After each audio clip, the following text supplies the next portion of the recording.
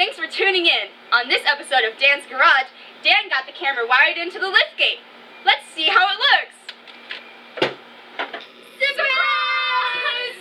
Look at the trim panel. There's still a lot of wires. What's he gonna do with them? Let's find out. Hey Dan, run that intro!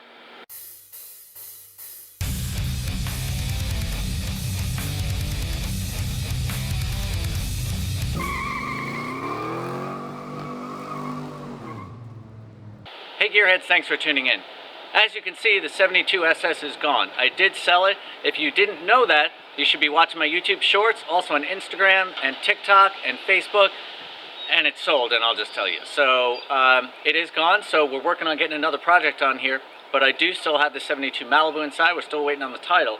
And one of the hardest things of dealing with this trailer was backing up the Yukon to it and having to get out and look at where I was because I didn't have somebody helping me. So that means we need to figure out all this wiring for the backup camera. Now, this is the same unit that's in the truck, and I have a harness here that has all the right plugs, so I'm probably going to unwrap this and take these wires out so I can rewire them the way that I'm going to in the back of the truck.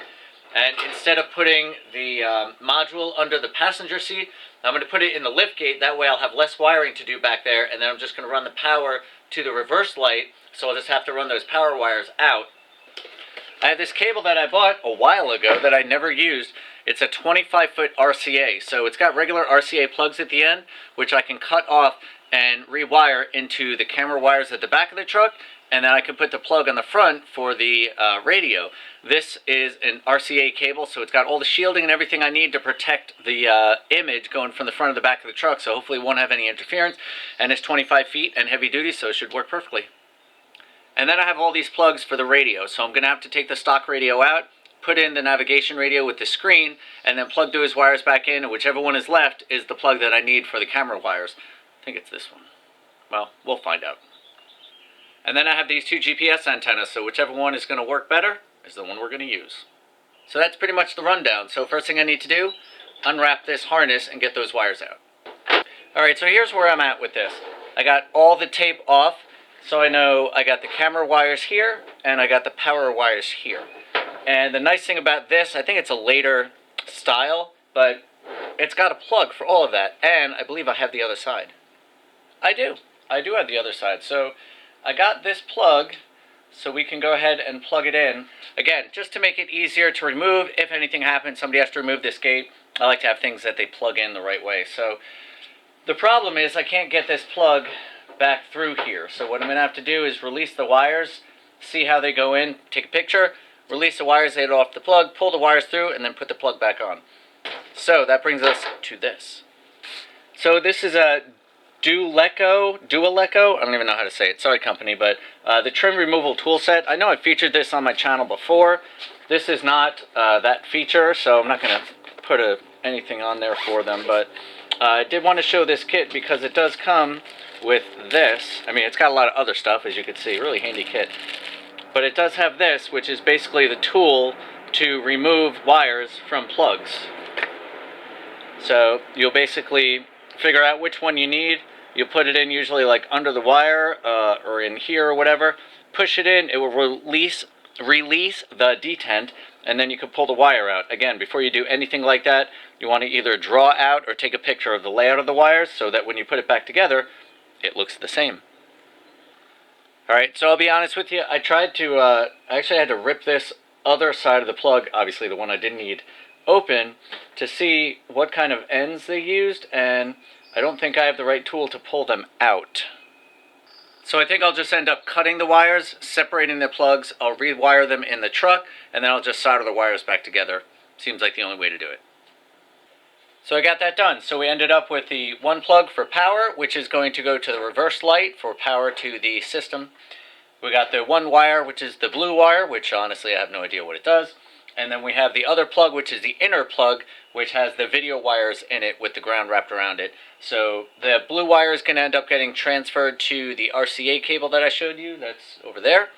And that will be inside. So I just have to feed each one of these three through the harness boot thingy that's on the truck for the liftgate, and then we'll go back to the liftgate and see how it looks. So here's a little trick I learned when I was an electrician about getting wires through grommets or something. They use fish sticks, or you can use like a wire hanger or something that's stiff, and you push it through, and then you tape your wires onto the other side, and then if there's enough room in there, it should allow you, and if you taped it on well enough, to pull it through the other side, and then you have your wires through the other side. And you just untape it and pull them through. And then here's the tip for the other wires that actually need to go back through the other way. Tape those onto the wire that you already pulled through, and you can pull it back through the other way, because now you have a wire that's in between, and as long as you pull it gently and it goes through, get this up here, then you're able to get your other wires over there. So you have a little bit of movement back and forth, so you can fish wires that way or this way, and then once you get them through, just untape them and run them where they need to be run. So we're going to do the other wires that way, and then we should have everything set, and we can reconnect those wires.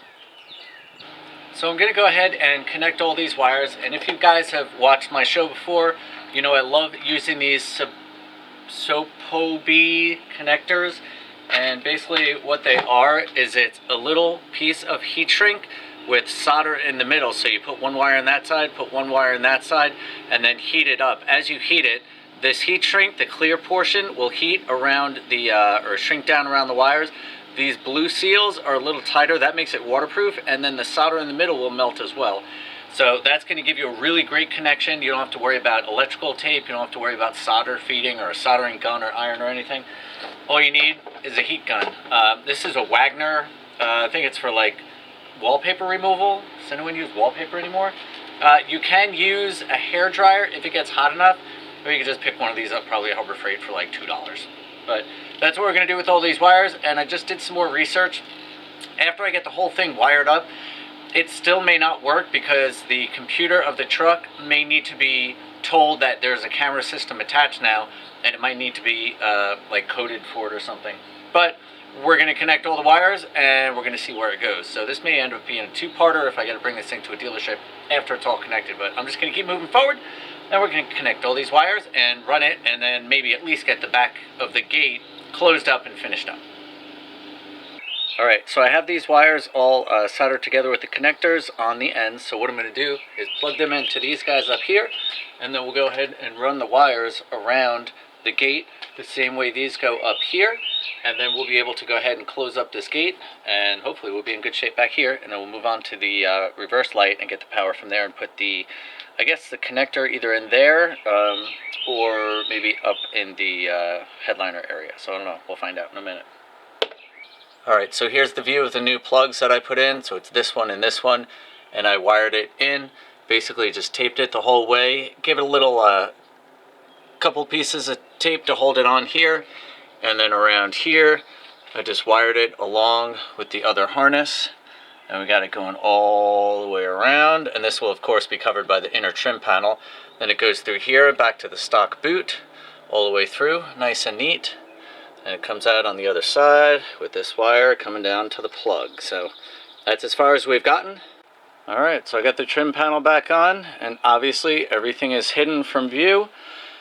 If you are doing this job and you have the movable glass, make sure that you put the wires in the little cutouts that they have. That way you know they're not going to get eaten up or chopped up. And now we're going to go ahead and continue with this wire hanging down. So we'll see where we go from here. I think the next step is going to be pulling off this tail light. The wires are going to go this way, so we need to get to this reverse light. That's going to power up the camera. And I have to decide if I'm going to be putting this guy in here or if I'm going to try and hide it in here somewhere. This is basically the wires from the tailgate are going to go to here, so I may or may not use that plug. I may have to rewire it, not sure. And then this wire is the one that goes to the front. Now this, because this used to sit under the passenger seat, it had a plug there, and I did get another one of these plugs. But I'm not going to run this, I don't have enough to run this up to the front, so I think that's where I'm going to use that other cable. So I may just snip this off once this is wired in to the backup wires, the wires from the gate, and then cut this and splice it with the RCA cable I have, and then run that through the headliner to the front, get that to the back of the deck. That'll plug into the radio. So sounds all simple in theory, and like I said, it may not work when I'm all done anyway, may need to reprogram. But we're going to move along, and we're going to see what happens. So let's get this light out.